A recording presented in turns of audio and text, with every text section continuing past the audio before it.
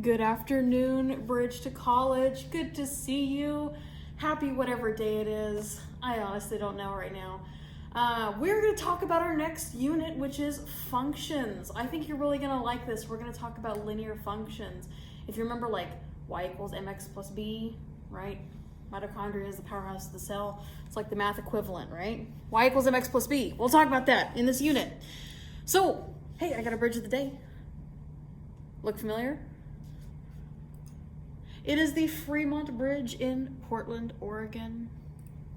Okay, so let's talk what exactly a function is. A function is a relation between two variables, right? So you're relating two numbers together, 1 and 2, and then 2 and 4, and then 3 and 5, all right?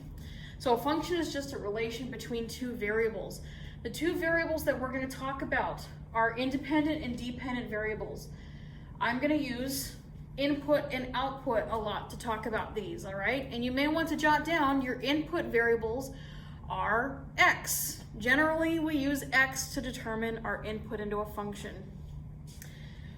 You input something and then you get out something, right? That's how functions work, kind of like a little machine. We'll talk about that here in just a second.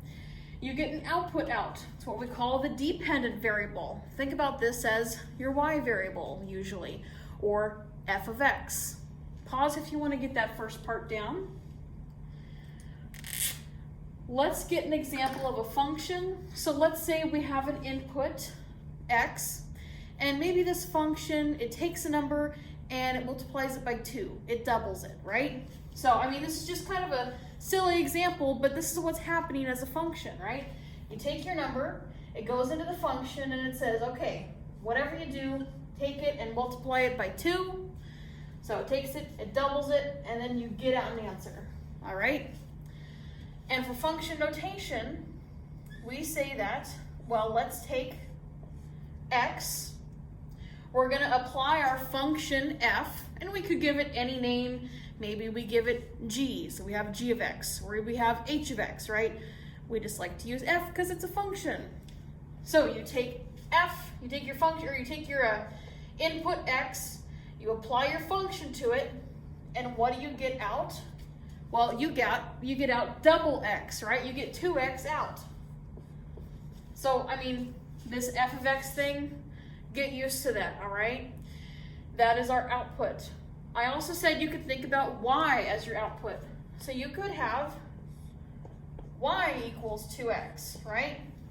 You plug in a value for x, that's your input, you double it, and then you get out y, all right? Pause if you want to get that little example down. Maybe you want to even draw down a little function machine. So f of x and y are kind of interchangeable. So I want you to keep that in mind. And I have two little memes to show you.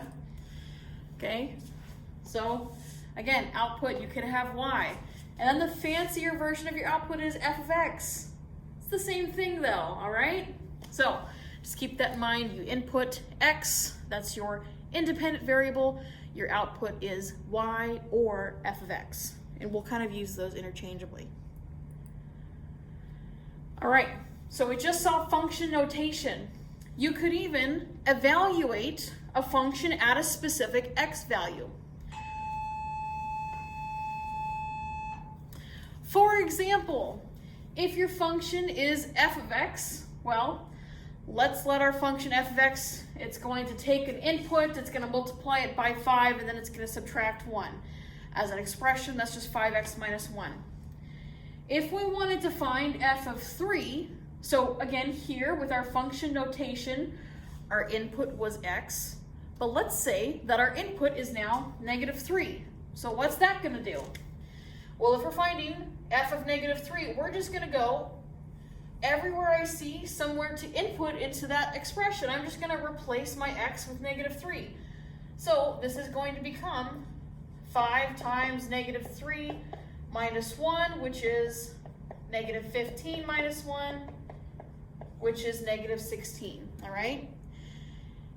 Another one, if you wanted to evaluate your function at 0, if you wanted to find f of 0, well, just go put 0 into here and see what you get.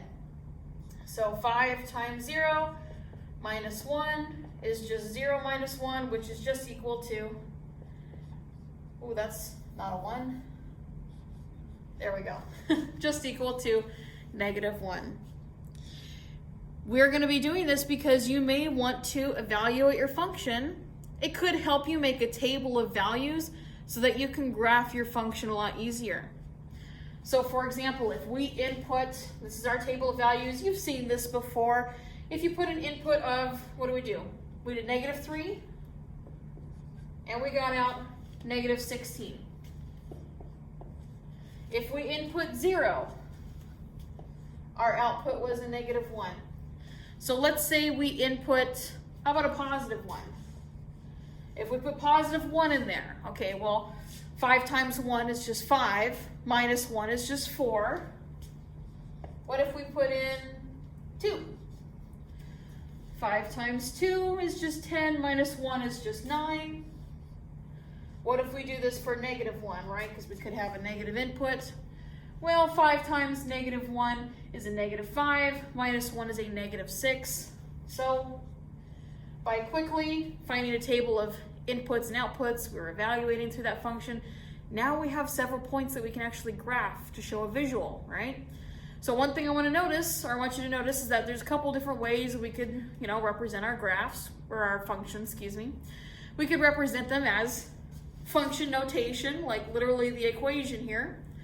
You could represent your function as a table of values, or let's plot these points. So -3, -16, that's kind of way off of the page here, but it's somewhere down there. 0, -1, there's 1 point. What about 1, 4? There's a point. 2, 9 kind of goes off the page again. Maybe that's up there. -1, -6. And then if we try to connect these, we're going to talk more a little bit later, but this is a linear function, even though it got a little curved up there. It is a line, all right? So the third way you can do it is a graph. Make a little note in your notebook. 3 different ways to represent a function. Function notation, table of values, and a graph. Pause if you want to get any examples down.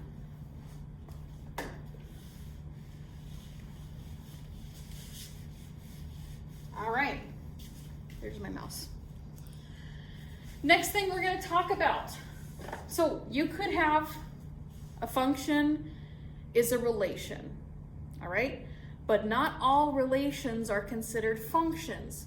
So in order to be a function, the value of one input has to correspond to one and only one output value. So let's say, for example, you input 5 into your function. If you input 5 into your function, you're only going to get one number out. You're not going to input 5 and then I get 3, and also I get 5, and I also get -15,000. Then that's not a function, right? So if you look at this one here, it's just kind of an abstract way. It's still like a table of values. We have our inputs X, we have our outputs Y. Let's go make sure that this is a function or not. Okay, 1 is just being mapped to one and only one output value. 2 has one and only one output value. However, things fall apart when I see the 5 here. 5 is being mapped to 3 different output values. This is not a function. It's still a relation, but this relation is not considered a function because it breaks down as soon as you take an input and map it to several different outputs here. Okay, what about that second one? I have it represented as a table of values. Does every input have exactly one and only one output?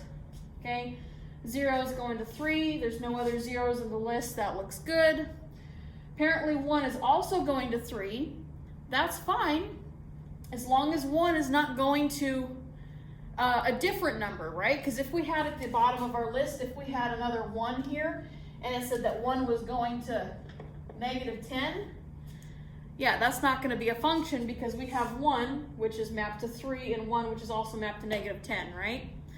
So it's okay if 1 and 0 have the same output, just as long as 2 doesn't get mapped to 6 and 2 doesn't get mapped to 1, right? So looking at this, I'd say that's a function. Good to go. What if we wanted to decide if something is a function just by looking at the graph of it? Here we're going to use the vertical line test. The vertical line test? The vertical line test. Get excited. I love this thing. Everything is a function as long as it passes the vertical line. So get a ruler, get your hand, get a pencil, make a vertical line with it that goes up and down. And you start here. And then you say, okay, does my function cross only once? Well, it hits my line once here, hit my line once, everything's hitting my line only once. This passes the vertical line test, okay? So this guy, it's kind of a weird function. It looks a little funny, but since my vertical line only hits the function one at a time as I pass through here, it is a function. Now if we look at that one over there, okay, if I put it right at that point here, it passes only once, but as soon as I continue to move that vertical line through, now it passes twice. Now it passes twice, right? It's hitting my vertical line more than once. This sucker is not a function. And we can even look at those inputs and outputs, right? Let's say input is your x, so let's look at something on our x-axis. Let's say we input -2 into our function. I guess this is really just a relation, not a function, right? If you input -2 into here, it has 2 different outputs. It has one up here, and it's got one down there, right? So that's why it doesn't cross the vertical line test. It's because as soon as you input -2, well, it says that it could be a +2, it could be a -2. That's not what a function is. All right, so that was that. Last thing we're talking about today. Domain and range. So, a couple other characteristics of functions are domain and range. Domain is the set of all of your x values, or all of your inputs to a function. Range is the set of all of your y values, or all of your outputs to your function. And we're going to write domain and range as a set of numbers, right? Because it's the set of all the possible numbers that we could input or get out of our function. So if you look at this table of values, for example, if we want to write this as a set, if we want to be fancy, we're going to use these kind of curly brackets here. So I'm going to say, what's my domain? It's all of my x values. We've got a table of values here. We can literally list all of my x values. So I'm going to list -17 in my set, -13, -9, -3, 12, and 20. And then I'm going to add another curly bracket onto the end here to show that I closed my set, all right? So looking from that table of values, those are all my possible x values. Looking for my range, what about my possible y values? Well, I inputted all of these numbers into my function. My range is going to list all of the outputs, so that's -5, +6, -4, 13, -5, and 1. And then add a little curly bracket on the end there. Wow, that looks really bad. I think you can read through my handwriting. So that is how you would list domain and range if you had all of these specific points. What about a graph? Here, we don't actually have all these specific points. We have like a range of numbers, right? If we look for domain, my x coordinates, right? Well, x could be equal to 0, it could be equal to 5, it could be equal to 10. It could be equal to 7. 7's in between there, right? And my function's defined at 7, at x equals 7. It could be equal to 7.1. It could be equal to 7.1222349, right? What's stopping me from saying that? I can't list all those numbers, right? Because x could be equal to 15.3642, right? there's no way to list every single numbers. So for here, let's just write it as an inequality. We had talked previously about that in Unit 2. So let's say for domain, we'll list this as an inequality. X, well, as long as it's greater than 0, because my function, this green line, it doesn't go to -1 or -2, right? Kind of stops here at 0. So as long as my x coordinates are greater than or equal to 0, all right, it could be equal to 5, could be equal to 7.2, right? And then it kind of stops up here. It stops right here where x is equal to 25. And it does not go any further. So I'm gonna have to kind of put like a limit on my domain there and say, hey, stop at 25. So there we have our domain written as an inequality so that we can include every single number that we can't write out in a set like this. So x has to be greater than 0, but it could be less than or equal to 25. We'll do the same with our range, but now with our range we're going to use y. So, well, let's look at our y-axis. It goes all the way from 0, and then again it kind of stops over here where y is equal to 500. So we can include every single number that lies on that number line there, going from 0 to 500. So once more, I'm going to say that y has to be greater than or equal to 0. However, it's got to be less than or equal to 500 because it doesn't go any further than that. And if you want, you could even put little curly brackets on there to show it's the set of those restrictions. Anyway, that is our domain and range. So, you've watched this now. Come see me in Blackman 107 about 27 minutes after class starts. And I will see you to check off some notes, have some review, and talk about some homework. Bye.